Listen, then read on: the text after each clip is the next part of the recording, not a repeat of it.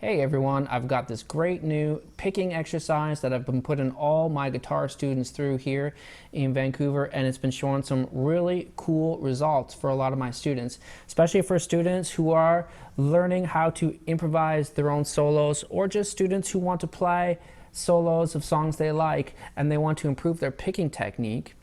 But especially for those who are doing improvisation. One of the challenges of improvisation, especially with our pentatonic shapes, is that we tend to always pick in the next, or we tend to always choose the next note of the scale, and then the next note of the scale, and then the next note of the scale, and we kind of meander up for a bit, and we kind of meander down for a bit. And well, the pentatonic sounds really cool, so that can work to some degree, but every now and then we want to be able to change it up. We want to be able to either skip some notes or double some notes, and that's what this exercise is really about, is about doubling notes.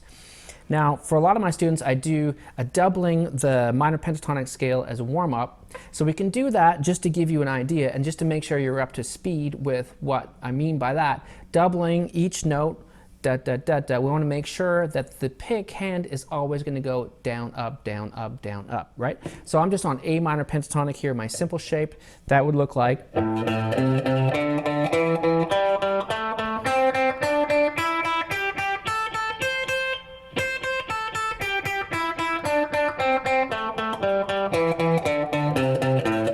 Okay, so that's pretty easy. Now, here's where it gets interesting, and this is where we've found some really cool results. What I'm going to do is I'm going to double only the first note of the scale. I'm only going to go up one octave for now. One octave is fine, and I'm just going to double the first note of the scale. So for example, that's actually kind of an interesting line. I mean, it's super simple still, but it's way more interesting. Now I have, instead of just, I have, it's kind of cool. Now, here's the trick. I have to double only the second note of the scale. So now it's, right? That's still pretty cool. Try to keep it nice and even. Don't worry about speed yet. Speed will come later once your pick direction is to the point where you're not even thinking about it, right? I insist that my students do consistently down-up picking. Now, sometimes people have different theories about picking when you cross strings and whatnot, and some of those are great, indeed. But honestly, what's good about this exercise is that it's forcing us to do alternate picking. When I double one of these notes, sometimes it's going to feel like it should be the opposite, especially this one. Because I double that note, now my pick direction feels like it's going to be the opposite of what I would usually be doing if I just went up the scale, right? Okay, let's do the third note now. Oh, let me do the third note. There we go. Cool. Fourth note.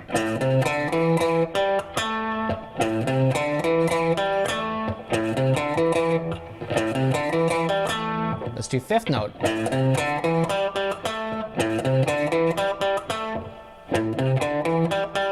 And then the last note is the octave again.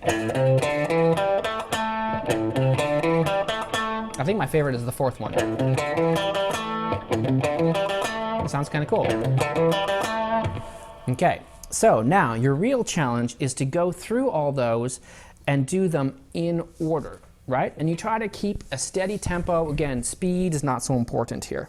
So if I attempt that, let's see if I can do it without any video edits. We'll see.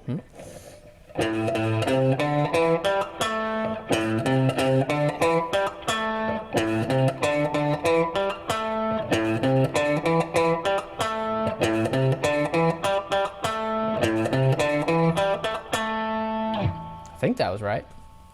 Okay, so now, once you've got that, we're going to do descending, right? We're going to do descending, and then we're going to talk about how you can incorporate these ideas into your own soloing in a more musical way. Because right now, it sounds more musical than just playing the scale, but it still sounds a bit like an exercise, right?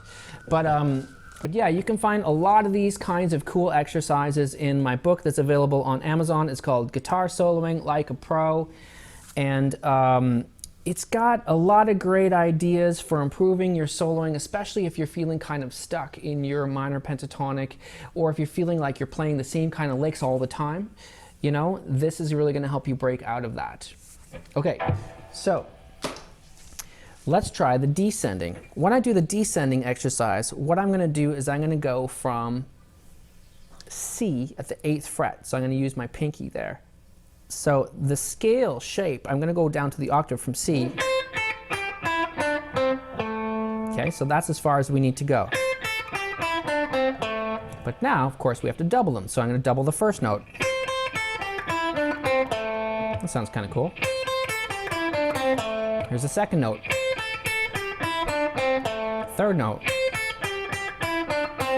Fourth note. Fifth. Sixth.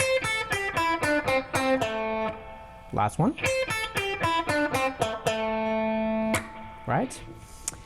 Okay, cool. So now, here's the next level exercise that will help you to start applying this concept to your own solos. And that is that we are going to do a kind of an improvised constant motion.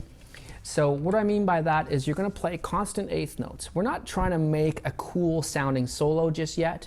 All we're doing is we're playing constant eighth notes, but every now and then we're going to pick any random note to double. It'll be any note in the minor pentatonic scale, right? So it's going to sound very like you're meandering around, and that is what we're doing so far. But it really helps you just get used to the idea of picking any note, because any of those notes can be doubled at any time, right?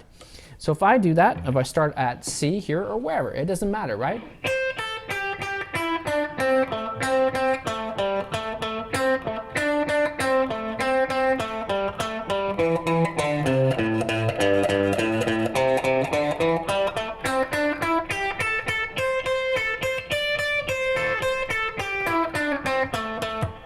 Okay, you could do that to a metronome, keep it nice and steady. Again, keep your pick direction always down, up.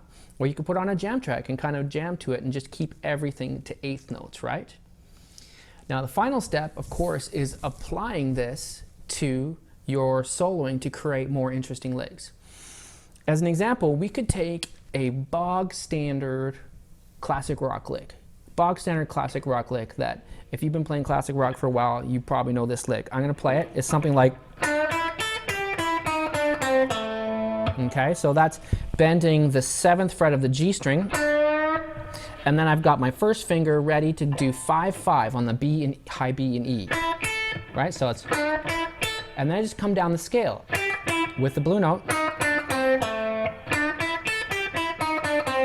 Okay, that's the simple lick. That's in... How many rock and roll songs is that in? From, I don't know, from 50s rock and roll to Jimmy Page to AC/DC. I mean, it's in everything, right? But now, if I just double one of those notes, I'm going to get something a little more interesting. It sets every other note off on a different beat, right? It resets the downbeats to upbeats and the upbeats to downbeats. That's kind of interesting.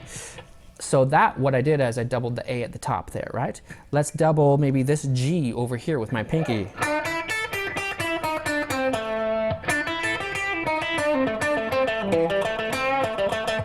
You pick just more random notes, right?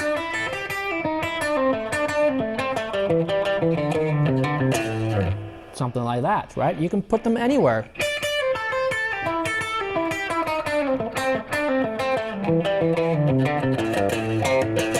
It helps to extend lines in that way because it just keeps getting you, well, an extra eighth note. But also, it always seems to come as a bit of a surprise in a cool way, a surprise sound, because we're not expecting one of those notes to just kind of halt there almost, right? To kind of stay there just for an extra eighth note. Yeah, it's a really cool sounding effect that's actually pretty easy to achieve with very little practice. So once you've done that, you can try those licks, those types of licks, use any licks that you already know, and just double one of those notes. do it to jam tracks, and then finally try the exercise in different pentatonic positions, right? So if I go to A minor pentatonic up here at the 12th fret, there's my A at the 12th fret. That's one octave, right?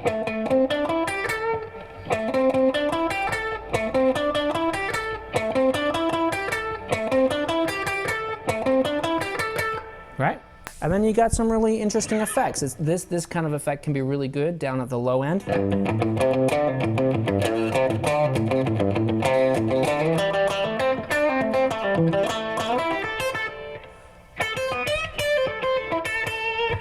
As a finish.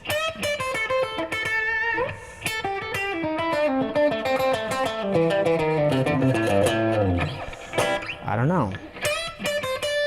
How about...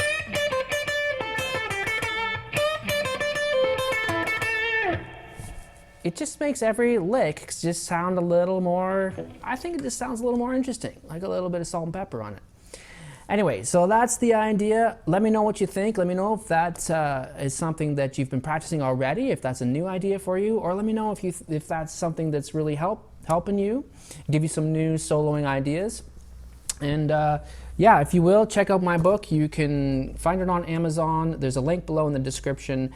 And it's more information on my website, which is bluemorris.com. Thanks, guys.